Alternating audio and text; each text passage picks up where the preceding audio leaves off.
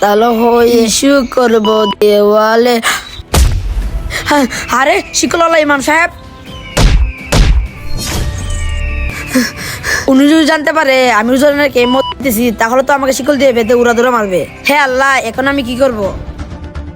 কি রে, তুই আমাকে দেখে কি লুকাইতেছস? তুই কি আজকে রোজা রাখস নাই? হ্যাঁ ইমাম সাহেব, আমি রোজা রেখেছি। রোজা রাখছস ভালো কথা, তোর হাতে কি রাখছস দেখা আমাকে। উনি যদি জানতে পারে আমার মদের বোতল এবং রোজা রাখি নাই তাহলে তো শিকল দিয়ে বেঁধে উড়াদুরা মারবে। কি রে বলস না কেন? হুজুর, আমার হাতে পানির বোতল, আমি ইফতারের জন্য পানি নিয়ে যাইতেছি। আচ্ছা, তোর হাতে পানির বোতল, আমার তো মনে হয় তুই মিথ্যা কথা বলতেছিস। তুই যদি আমার সাথে মিথ্যা কথা বলস, তুই তো জানাস আমার শিকলের শাস্তি সম্পর্কে। দেখা বলছি তোর হাতে কি। হে আল্লাহ, আজকের মতো আমাকে ইমাম সাহেব হাতে বাঁচিয়ে দাও, আমি আর জীবনে খাবো না। বুঝেছি, তুই আমাকে এভাবে দেখাবি না, তোকে মজা দেখাইতেছি। দাঁড়ান ইমাম সাহেব, দেখাইতেছি।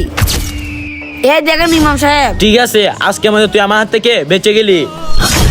সবকিছুই বাঁচানোর মালিক একমাত্র উপর আল্লাহ। আর গাইস, কে কত টাকার ফোন চালান একটু কমেন্টে বলে যান।